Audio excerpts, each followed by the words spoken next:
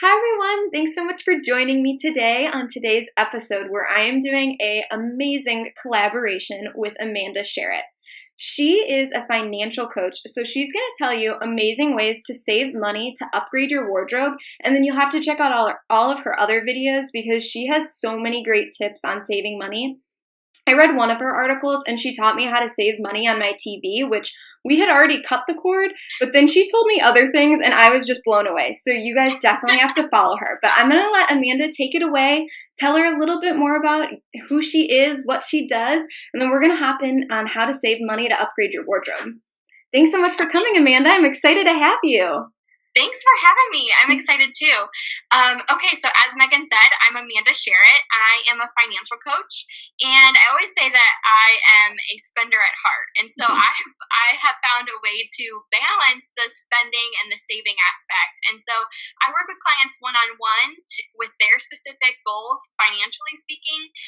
But then I also have an online course, and as you said, we both have our blog and our content on YouTube there. Yeah. So I today wanted to talk about, I love your business and all of the services in your videos, and I think it's so great. But I know from working with people that sometimes they're like, I can't afford to do this or that. For sure. And so many times there is that element, but there's always a way to get past it. And sometimes maybe you can afford it, but you just don't even know it. You don't even realize where all your money is going. So for sure. I think the first thing to do, like when we're talking about this, is to be sure that you're doing a budget. And usually that's a bad word. Like people feel like it's restrictive and they don't want to do a budget and all of that. But honestly, I always say that it gives you freedom, because if you put an item in your budget and you say this is for clothing, then that money is meant to be spent on clothing and you don't have to worry about it. Well, yeah. And so when it comes to budgeting too, don't you think it also makes you realize that you need to invest in yourself and that you're worth spending that money on? And then when you already know it's set aside for you, it makes that stress even less of, I can invest, I can do this, my image and I am important enough to do this. Yes, exactly. It does. It gives you that confidence. And so in all areas, like you start feeling more confident in the way that you're spending your money, then you can say like, okay, then I can spend the money on these things. And let's be honest, like just, we don't want to talk about it, but like the way that you look and the things that you're wearing and stuff, that really does affect your confidence. Oh, for sure. Yeah, and so if you're not feeling confident overall, then that is really not good for you. You're not being your best self, quite honestly. And so I just say like just really evaluate if it's important to you. And so a budget is really important, and I always say like a zero-based budget. So that's where you're listing everything that you're spending money on. Okay. And what that does is it tells you if you're overspending in some areas. It allows you to say like, these are the things that are important to me. I need new clothes. This is important to me. And then you're making sure that if you're spending the money on the clothes, you're still paying your mortgage. You're still paying your utility bill. And that stress is gone. Because how many times have people, like, you go to Target or you go somewhere out to eat or something and you're spending the money, but then there's this level of stress, like, am I able to cover all of the bills at the end of the month, And so what a budget does is it just eliminates all of those questions. Oh, yeah. Yeah, I know that sometimes we'll feel the guilt when we're out and we're like, well, we just ordered out the other day and now we're ordering out again. Like, was this really a good idea? So to have a budget and know I can go out and I can spend whatever on whatever and not feel guilty about it is just, definitely less of a stress. Yeah, exactly. And so a lot of times when people do a budget, they'll feel like, oh, I got a raise. Like I do have money in the budget here that I didn't even realize. And so that's a great place to be in. But there is honestly the positions where you do the budget and you say, oh, I don't have money to spend on my clothing and I really want to hire Megan, but how do I fit that into the budget? And so then I say like, evaluate your spending. And so are there things that you could give up? And it could be temporary. So can you give up the cable? Can you give up coffees at the coffee shop and make it at home instead? Can you give up your manicure and pedicure at a salon and do them at home instead? And again, all of those are just temporary sacrifices, but then you can take the money that you saved there and hire Megan and get new clothes in your wardrobe and start building your confidence in that way. And so I think it's easier too if you're looking at it as it's short-term sacrifice, but so that you can get the reward that you're wanting to purchase. For sure. And so when you do that, do you recommend that people say like, okay, I want to spend X amount of dollars on whatever it is. So whether that's new clothes or my services or a new TV, and then take whatever else they think they could get rid of for a little bit and kind of just divide that out and work backwards and say, I know it's this amount. I know I spend X on this, so I'd have to go without my manicure for 3 months and then I could pay for that no problem. Yeah. Exactly. Awesome. Right. I think that's great. If you know the total, I mean, I'm sure they could even contact you and say, okay, if I'm in this situation, like about how much would I need? For sure. And you can start to like prepare for that. Exactly. So, yeah. Yeah. And you can start to say like, okay, Megan said around this amount would be good. And then what do I need to do? And, you know, like I said, you can cut those things out. And then there's other things you can do, like have a spending freeze. Okay. I honestly just wrote a blog post about this. And I know it's something that people don't know a lot about, but it's like, look at your bank account and see how much you spend on an average week. Okay. What if you save that for the week?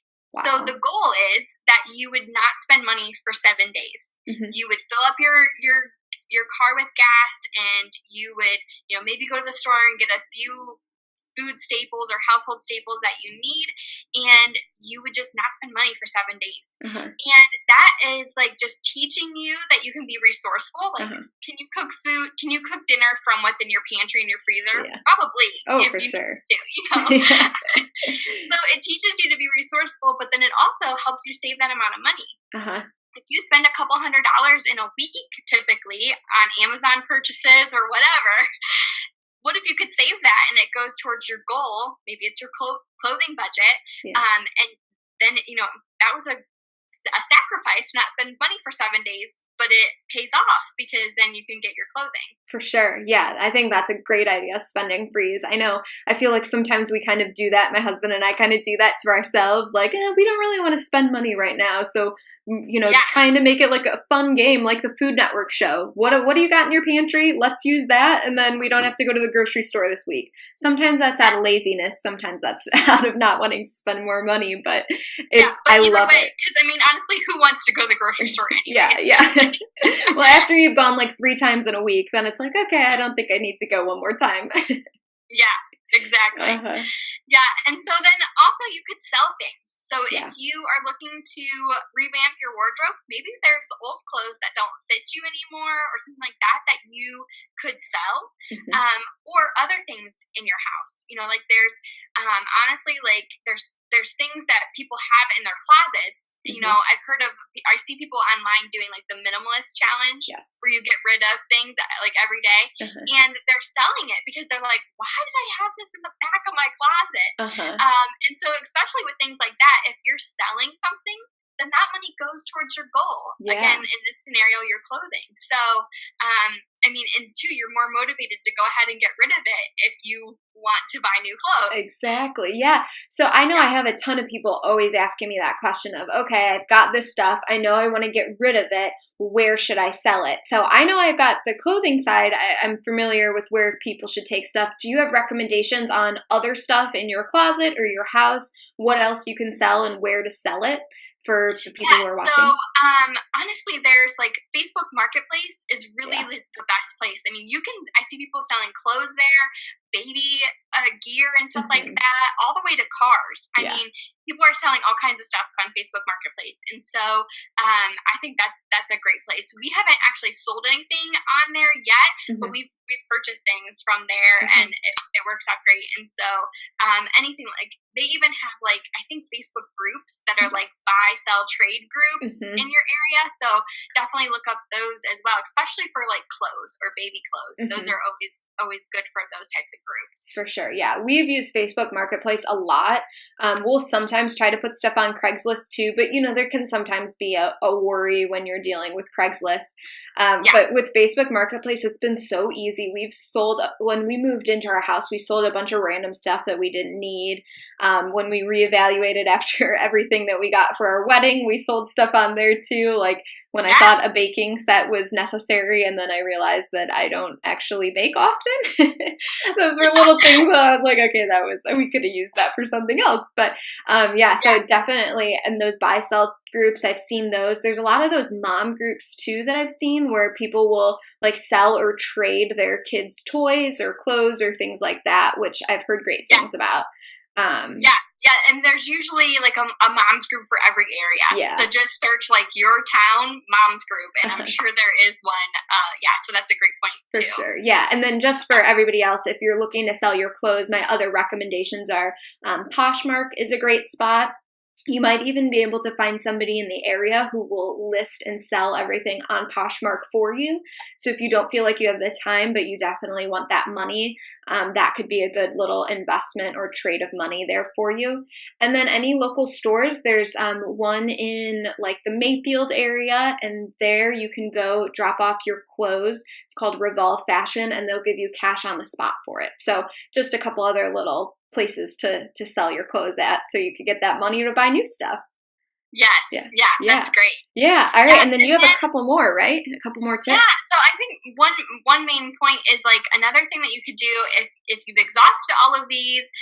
And there's tons of other things that you can do, but if you really, need a lot of money, because I know clothing can be expensive if you're totally revamping your whole wardrobe. I know, like, after I had my daughter and the weight fluctuations, it was like, I need a whole new wardrobe, so that can add up. And so if it is something like that where you need quite a bit of money, maybe you pick up, like, a side hustle. So you could go get, like, a traditional job at, like, a coffee shop or something like that as a second job. But you could also do, like, something on your own. Could you babysit? Could you walk dogs in the area? So many times I see people or have clients that they make something. Maybe they make a craft or jewelry or something like that, and they're just giving it to their friends. And I'm like, sell that. Yes. Again, you can put it up on your Facebook page. So many people that I know, like, their businesses start from just, like, posting pictures on Facebook, and people are like, can you make one of those for me? And so just doing those things, and then that way you could do it on your own time. But it can get you money, and you can be putting it towards, your clothing budget. Yeah. Do you see a lot of clients or suggest to a lot of clients about freelance work as well? If they are, let's say, in digital marketing or graphic design or something like that, where they could go on a site like Upwork and pick up some random jobs to make a little extra money? Yeah, I have. If I have clients that have that skill set, like I've had some that were like editors or writers or that kind of thing. And any of those things are really good for doing that kind of thing, doing the freelance work. Sometimes you can write blog posts for some people that will then pay you. You can even take like surveys and get money in exchange for it. Yeah. What about Ebates? Have you ever looked into that a lot, or what are your thoughts on Ebates? Yeah, I love Ebates. I'm a huge fan of Ebates. And because I think like most of the time it's whatever, you can install the thing on your browser. And so then when you go to a website that participates in Ebates, it'll pop up and remind you that you get, 1 or 2 or sometimes even 10% cash back. It just depends on the website. But then, you just get cash back on the purchases that you were already going to make. And so people are like, well, what do I do with that money? Well, it's pretty much free money. So whatever you want. Whatever you want with it. It goes towards your clothing budget, So I love that. Oh, awesome. Well, Amanda, this has been great. Thank you so much for your amazing tips. Thank you. I love them. Let's just recap them real quick. Can we just run down the line? The first one was to budget, right? Yes. To make sure you're doing a zero-based budget. Yeah. And then the second one was to evaluate what we're actually spending our money on. Do we really need to spend the money on it? Yes. Afterwards, we were talking. Oh, go ahead. No, then to have a spending freeze. Yes, the spending freeze, great. And then after that, what were the last two that you had? So to sell things, just look through your house and what can you get rid of, and then picking up a side hustle and doing that. And then we talked about Ebates, using Ebates to get money back. Well, awesome. Thank you so much. I so appreciate all your tips. Guys, I also did a video with Amanda too. So now that you know how to save money to either spend on clothing or services, if you head over to her page, which we'll link that up below here, you'll be able to see what you should actually spend your money on. So where should you invest your money in your clothing, and where do you not need to spend as much? So head on over to her page to check that out. And thank you guys so much for following me. I so appreciate it, and we look forward to sharing more videos with you soon. Bye, guys. All right. Thanks. Bye.